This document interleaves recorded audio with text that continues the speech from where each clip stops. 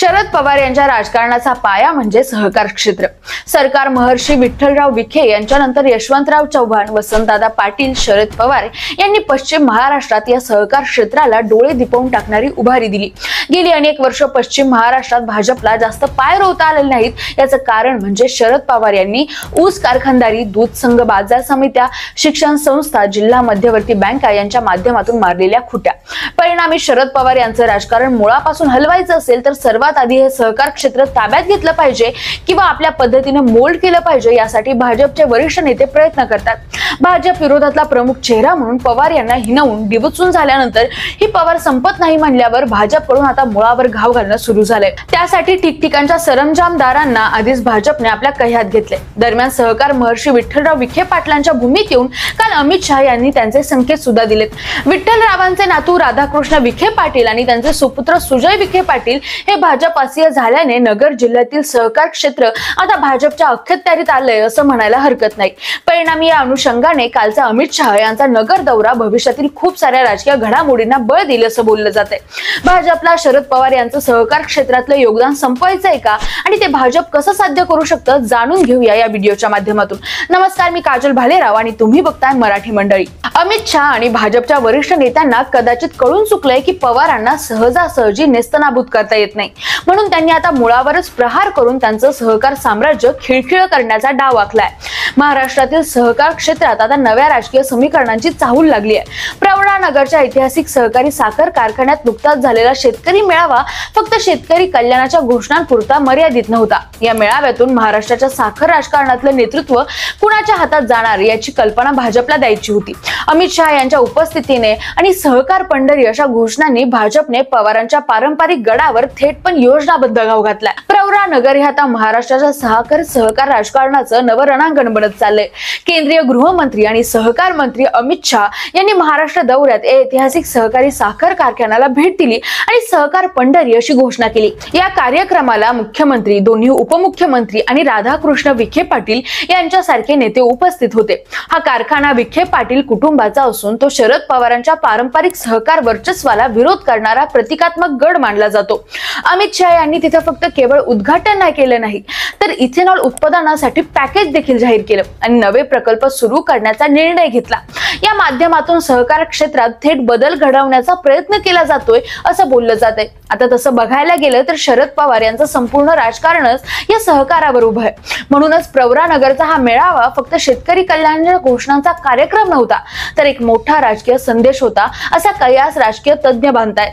अभ्यासकांच्या मते सहकाराचे बळ आता केंद्राकडे येते. आगामी काळात या क्षेत्रातील नेते आणि त्यांचे स्वारस्य आणि स्थानिक राजकारण या नव्या समीकरणामुळे बदलण्याची शक्यता आहे. महाराष्ट्र हे साखर उत्पादनात देशात दुसऱ्या क्रमांकावर आहे.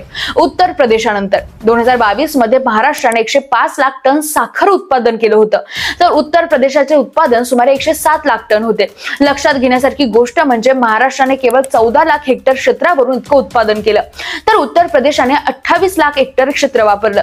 यावरून महाराष्ट्राची उत्पादन क्षमता आणि कार्यक्षमता किती जास्त आहे हे स्पष्ट होतं. राजकीय आणि आर्थिक दृष्टीने सुद्धा महाराष्ट्राची साखर लॉबी अत्यंत सामर्थ्यशाली आहे. देशातील सगळ्यात मोठी सक्रिय साखर लॉबी या राज्यात आहे. महाराष्ट्रातील कारखाने जवळजवळ 90% उत्पादन निर्यात करतात आणि देशाच्या एकूण साखर निर्यातीत महाराष्ट्राचा वाटा 60% पेक्षा जास्त आहे. फक्त साखरच नव्हे तर इथेनॉल उत्पादनही महाराष्ट्राचा वाटा 35% अधिक आहे, ज्यामुळे या क्षेत्राचं महत्त्व वाढतं. आर्थिक दृष्टिकोनातून बघता महाराष्ट्रातील साखर लॉबीची एकत्रित उलाढाल 1 लाख कोटी रुपयांपेक्षा जास्त आहे. या आर्थिक ताकदीमुळे या लॉबीचा राज्यातील राजकारणावर प्रचंड प्रभाव राहतो. साखर उत्पादन आणि त्याचा व्यावसायिक नेटवर्कमुळे क्षेत्र, शेतकरी, कारखानदार आणि राजकारण या सगळ्यांवर निर्णायक प्रभाव टाकू शकतं. त्यामुळे महाराष्ट्रातील साखर लॉबी केवळ कृषी उद्योगापुरती मर्यादित नसून राज्याच्या राजकारणातील एक महत्त्वाचा धागा बनत चालली आहे. गेल्या 50 वर्षापासून महाराष्ट्रातील सहकार व साखर लॉबी ही शरद पवार यांच्याशी निगडीत राहिली आहे.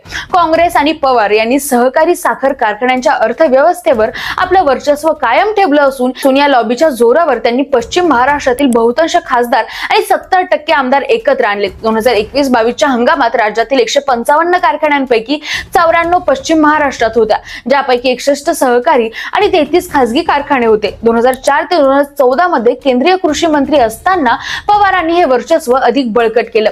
धोरण निर्मितीत पवार हे कागदपत्रांवरती सुद्धा मुरलेले राजकारणी म्हणून ओळखले जातात. त्यांनी 2 साखर कारखान्यांमध्ये किमान 25 किलोमीटर अंतर ठेवण्याचा एरियल डिस्टन्स नियम लागू करून एक तालुका एक कारखाना समीकरण बनवलं. परंतु आता हा नियम कमी करण्याच्या प्रयत्नांची सुरुवात अमित शहा मार्फत सुरू झाल्याचं सांगितलं जात आहे. आर्थिक दृष्ट्या बघता 2021 मध्ये पवारांच्या कारखान्यांची 40 लाख शेतकऱ्यांना 42,000 कोटी रुपयांची ऊस बिलं दिली, ज्यामुळे त्यांचा सहकार व साखर लॉबीवर असलेला प्रभाव स्पष्ट होतो. वसंतदादा शुगर इन्स्टिट्यूट हे महाराष्ट्रातील साखर कारखान्यांसाठी सगळ्यात महत्त्वाचं संस्थान आहे. या संस्थानाचं मुख्य काम आहे धोरण तयार करणं, नवीन तंत्रज्ञान आणणं आणि ऊसाच्या नवीन वाणांचा संशोधन करणं. शरद पवार हे VSI चे कायमचे अध्यक्ष आहेत. कारखाने प्रतिटन ऊसावर शेतकऱ्यांकडून 1 रुपया जमा करून VSI ला निधी देतात, ज्यामुळे पवार राष्ट्रीय स्तरावर नसले तरी VSI आर्थिक दृष्ट्या सक्षम राहतं. 2014 नंतर महाराष्ट्रातील अनेक नेते भाजपमध्ये सामील झाले आणि हळूहळू शरद पवार यांचं पारंपरिक वर्चस्व नरेंद्र मोदी आणि अमित शहा यांच्या साखर राजकारणाकडे सरकलं. भाजपने साखर उद्योगातील बड्या आसामींना चौकशीचा धाक दाखवणे किंवा नव्या संधी दाखवून त्यांना आपल्याकडे वळवलं. मात्र पवारांच्या धोरणात्मक कौशल्यामुळे महाराष्ट्रातील संपूर्ण साखर लॉबी एक हाती मिळवणं मोदी शहा यांना सोपं झालं नाही. तसेच शरद पवारांनंतर अजित पवार या क्षेत्रात येतील अशी चर्चा होती, परंतु भाजपने त्यांना या राजकीय मैदानात पदार्पण करण्याची संधीच दिली नाही.